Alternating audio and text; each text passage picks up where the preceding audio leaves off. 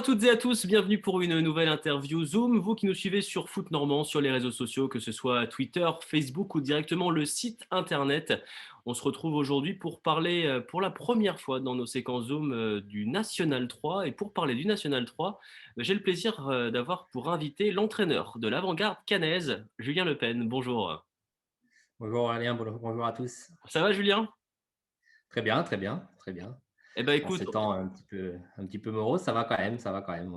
Merci de m'avoir invité en tout cas, ça permet d'un peu mettre en avant le championnat, le National 3 et puis le monde actuel. Donc merci bien toi. eh ben, écoute, c'est un plaisir. On va rentrer dans le vif du sujet. Julien, National 3, ton équipe fait partie évidemment des très nombreuses formations dans l'Hexagone à l'arrêt depuis un moment, depuis fin octobre. À ceci près que vous avez joué, vous, un petit peu en Coupe de France. Il y a eu une petite parenthèse enchantée, mais globalement, de manière générale, Julien, c'est une saison très très compliquée à vivre moralement. Oui, compliqué, mais saison à laquelle un peu on s'attendait parce que j'avais eu plusieurs coachs, enfin collègues de la division en début de saison dernière. On se doutait qu'on reprendrait cette année certainement pour de nouveau s'arrêter parce que l'épidémie était encore présente et qu'on sentait que ce serait compliqué. Mais bon, on a eu le bonheur de redémarrer. Et puis, bon, bah, ce coup d'arrêt assez brutal qui arrive et voilà, qui dure surtout, qui dure sans perspective. C'est ce qui est dur. C'est ça le plus dur moralement, c'est de pas avoir de perspective au final. Et puis de ne pas pouvoir être sur les terrains, de vivre de notre passion. Et puis voilà, quoi, ça a tendance à taper un petit peu sur le moral, forcément, de tout le monde, quoi. Alors, en date du 19 mars, là, sur cette fin de semaine, l'actualité de l'avant-garde caennaise, c'est quoi? On parle là juste, on reviendra sur le club en général après, mais on parle juste de ton équipe première, l'équipe N3. C'est quoi son actualité? C'est quoi sa vie? Comment vous vous organisez? Il y a des séances, comment ça marche? C'est de plus en plus compliqué, je ne vais pas te le cacher. On a eu un gros suivi pendant toute la première partie du confinement, avec des suivis plusieurs fois par semaine, des séances en visio, etc. Quand on était tous confinés, qu'on ne pouvait pas du tout y aller. Après, on a repris un petit peu les séances terrain. On a eu cette parenthèse, comme tu dis, un peu enchantée de Coupe de France où bah, tout d'un coup, l'État a décidé que le Covid avait disparu et qu'on avait le droit de rejouer au football. Euh, et puis bah, tout d'un coup, ça s'arrête parce qu'on s'est fait éliminer par Châteaubriand. Euh, et ça retourne derrière, bah, on a de nouveau plus le droit de jouer à ce moment-là. Et voilà, c'est ce qui est compliqué. Depuis ce coup d'arrêt, c'est vrai que bah, moralement, pour les garçons, les faire venir, etc., c'est beaucoup plus compliqué, surtout qu'il y a le couvre-feu à 18h qui est en place. Donc, tous ceux qui travaillent, on ne peut pas les avoir. On pourrait mettre des séances sur le temps du midi. On l'a fait un petit peu au début, mais bah, finalement, bah, tu as un ou deux joueurs qui viennent. Donc, ceux-là sont frustrés aussi. Et sinon, bah, on s'entraîne le samedi matin. Les gars viennent le samedi matin. Mais voilà, en toute honnêteté, on a quand même beaucoup, beaucoup, beaucoup moins de monde au fur et à mesure parce que bah, tu as ceux qui travaillent le samedi matin. Tu as ceux qui ont profité aussi de ce temps-là pour trouver un boulot où ils bossent le week-end, ce qu'ils ne font pas d'habitude parce qu'il y a le foot. Donc, ils ne sont pas là non plus. Puis, bah, tu as aussi des joueurs un peu frustrés, un peu déçus qui ne viennent plus. Donc, c'est un peu compliqué. C'est une période difficile et c'est de plus en plus difficile. Et voilà, les semaine après semaine, on a toujours bah, les plus passionnés d'entre nous qui viennent aux séances le week-end pour garder un petit peu un lien social, etc. Donc, on essaye de les voir au maximum sur ce samedi matin. Voilà un peu l'actualité, quoi. On a coupé les séances un peu visio et tout ça parce que bah, c'était trop long, quoi. C'est trop long, on n'est pas fait pour ça. Et bah, on espère pouvoir reprendre une vie normale parce qu'au-delà du football, c'est la vie sociale qui va à côté de tout ça et qui est un petit peu à l'arrêt. Donc, à l'heure actuelle, voilà, séance le samedi matin, quelques contacts téléphoniques avec les joueurs pour garder le contact, etc. Et puis, bah, en attente des annonces de la Fédé, quoi. Alors, on a eu sur Foot Normand, dans le cadre de nos interviews Zoom, deux acteurs du N2 ces 2 dernières semaines. David Giguel, le coach du FC Rouen, Sofiane Amar, le joueur de l'US Grandville. Le N2 est dans l'actualité, toujours, parce qu'il y a eu cette fausse reprise, mais dans les discussions, on parle toujours du N2, éventuellement avec une attente de décision du gouvernement. Par contre, c'est vrai que médiatiquement, ou même dans les déclarations des dirigeants de la FFF, le N3, on n'en parle pas. Est-ce que ça te gêne? Est-ce que tu as l'espoir que ça reprenne ou est-ce que pour toi c'est terminé, c'est impossible que cette saison puisse ne serait-ce que revoir quelques matchs se jouer pour la forme? Parce que bon, pour aller jusqu'à la fin, ne serait-ce que la phase aller, ça va être compliqué. Oui, c'est pas que c'est gênant parce que je pense que on a compris que la Nationale 3 est pas mis dans le même lot que la Nationale 2. On est mis dans le lot des équipes régionales. Bon, ce qui s'entend géographiquement, on ne sort pas de la région. On est loin quand même de l'ancienne CFA2 hein, avec la Nationale 3, c'est encore différent. Ça n'a de nom que ça n'a de niveau national que le nom, quoi, finalement, cette division. Donc, qu'on soit rebasculé avec le monde totalement amateur, c'est pas non plus choquant que ça, parce que ça l'est, ça reste, on reste des amateurs, enfin, en tout cas les joueurs à ce niveau-là. Maintenant, j'avais un petit espoir quand il y a eu la reprise de National 2 parce que je me suis dit que voilà, il va peut-être y avoir des descentes en National 2, surtout qu'ils ont parlé de play-down. Donc, à partir du moment où il y a des play-down, c'est forcément qu'il y a, il y a des équipes qui descendent. Donc, il faut peut-être qu'il y ait des équipes qui accèdent pour remplacer ces équipes-là. Donc, il y avait cet espoir, cette porte un petit peu qui s'ouvrait. Et puis, bah, Oui, parce qu'on va préciser, Julien, que à l'arrêt de la compétition, l'avant-garde occupe la tête, ton équipe occupe la tête du groupe de ouais. 3 avec Div, Div Cabourg juste derrière, mais vous, il y avait quand même aussi un intérêt sportif. Bah, il y a l'intérêt sportif. Après, je pense qu'il est là pour tout le monde, l'intérêt sportif. Parce que qu'on soit premier et dernier, on est tous malheureux de ne pas être sur les terrains. Et parce que celui qui n'est pas malheureux de ne pas être sur les terrains à ce moment, quand on fait ce travail-là, il faut changer de boulot, quoi. C'est qu'on soit premier ou dernier du championnat. Mais après, forcément, quand on a en plus cette pole position qui n'en est une que temporaire, il n'y a que 6 matchs de jouer. Hein, donc, il n'y a rien de fait, hein, que ce soit pour les derniers ou pour les premiers. Mais forcément, on se dit, bah voilà, il y a peut-être un coup à jouer cette année. Et puis, bah, ça s'arrête comme ça. Et puis, le fait qu'ils aient repris, enfin, en tout cas, annoncer la reprise. Et d'ailleurs, ils ont repris, parce qu'ils ont fait quelques matchs de rattrapage, d'ailleurs, sur un week-end, ce qui est assez aberrant, d'ailleurs. Et que ça s'arrête derrière aussitôt comme ça, on se dit, voilà, même si la N2 n'arrive pas à avoir de dérogation pour aller plus haut, alors que c'est un championnat qui avait été considéré comme professionnel, du coup, puisqu'ils ont plus de la moitié des joueurs qui sont salariés. Voilà, pour moi, ça a mis une fin à toute possibilité de reprise pour nous, j'imagine. Éventuellement, peut-être fin de saison sur des matchs amicaux, des choses comme ça. Mais là, j'en suis vraiment arrivé à un moment donné où je me dis, nous, on a besoin, en fait, on a besoin d'avoir une direction à aller, un objectif, quelque chose. On peut pas. Moi, je fais pas de l'entretien athlétique, je fais pas de la gym pour les personnes retraitées qui viennent s'entretenir, etc. Pour les amateurs qui veulent pas avoir de compétition. Nous, on travaille sur la compétition. Si on n'a pas de date, un objectif fixe de compétition, ben, on n'a pas de vocation à faire quoi que ce soit. Et c'est ça qui manque à l'heure actuelle. Je préférais qu'ils nous disent vraiment stop, on arrête tout.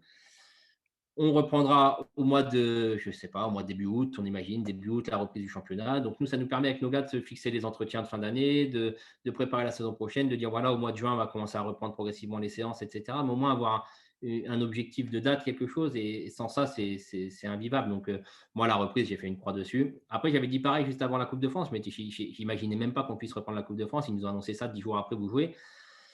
Donc, c'est ça qui est compliqué en ce moment, c'est qu'on ne sait pas.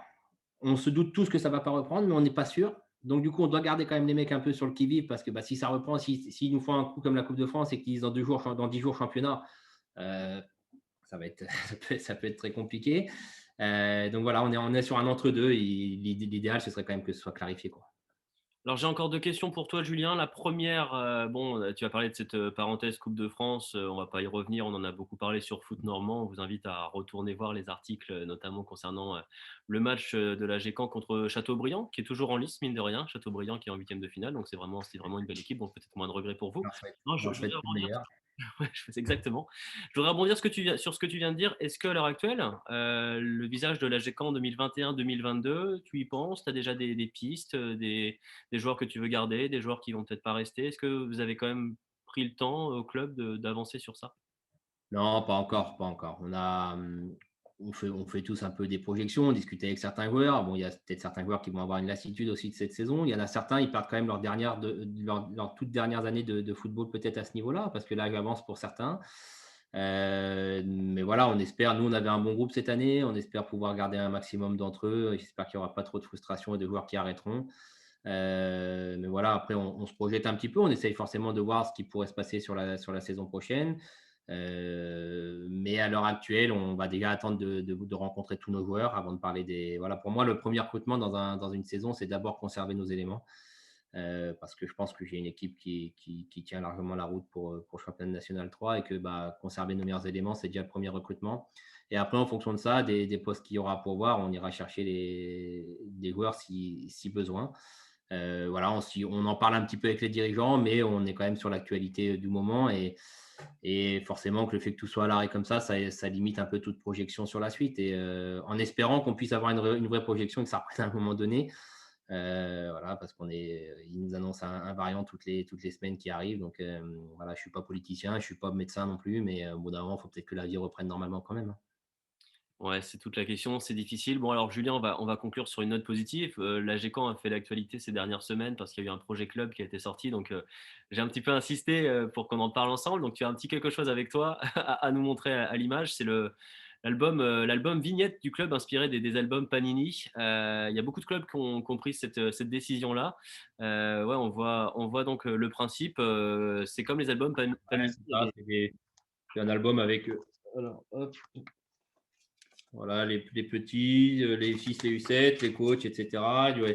On va aller sur l'équipe première, peut-être. Doit être, l'idée c'est de collectionner, les ouais, c'est ça. Bah, c'est comme un album Panini. Voilà, on est sur le groupe première. Voilà. donc on va Ça, aller au c'est l'album de mon fils. Il a commencé à le remplir. Donc, il y a Léo Hamel, par exemple, le capitaine. Voilà, exactement. ici.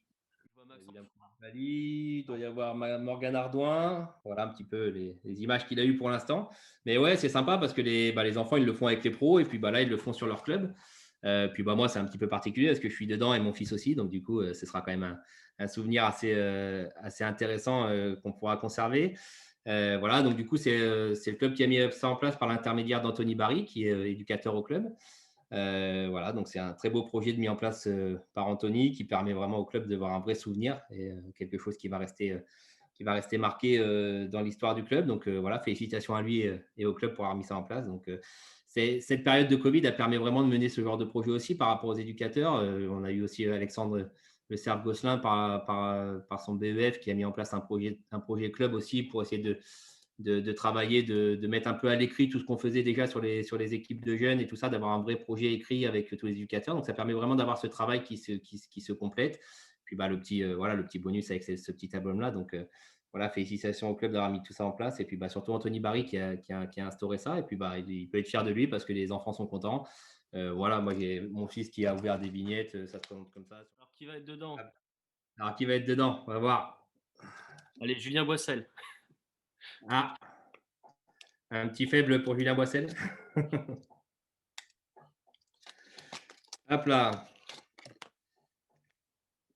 Hop, une petite demoiselle. Alors, Une autre petite demoiselle, une autre demoiselle. Oh, bah dis donc, c'est un spécial féminin celui-là. spécial féminin, exact. Demoiselle. Encore une fille, une senior, du coup. Voilà, un petit jeune. Alors, est-ce qu'il y a Julien Boissel? Et non, il n'y a pas Julien Boissel, désolé. Ah, mais Julien Boissel, on essaiera. C'est un joueur de la réserve de la saison. Écoute, on essaiera une autre fois. Et Mais on en tout verra, cas, en tout cas, c'est sympa. Les gamins sont contents d'avoir ça. Ils ont leurs photos, ils ont leurs copains, etc. C'est un très beau souvenir. ouais, c'est une très belle initiative de la part de l'Avant-Garde. C'est une très belle initiative aussi. On va féliciter tous les clubs qui sont partis sur ce genre de projet fédérateur qui consolide un petit peu les clubs dans cette période difficile. Donc vraiment bravo à tous. Julien, merci pour ce petit instant. Merci de nous avoir donné un petit peu des nouvelles de la GECAM et d'avoir un petit peu témoigné sur la situation.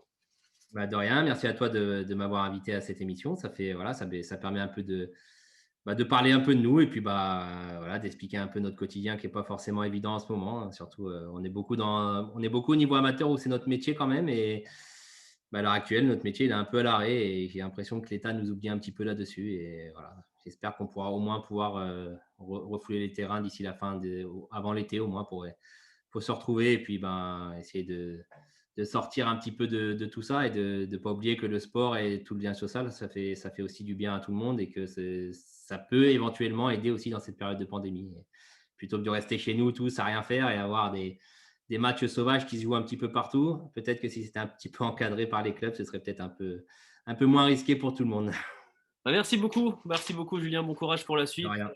Quant à vous Merci. qui nous suivez sur Foot Normand, on se retrouve tout simplement la semaine prochaine pour un nouvel intervenant, une nouvelle interview Zoom. On vous remercie parce que c'est tout nouveau sur Foot Normand et ça fonctionne très bien. Vous êtes au rendez-vous. Donc, bah, écoutez, on continue avec plaisir. À très bientôt. Merci.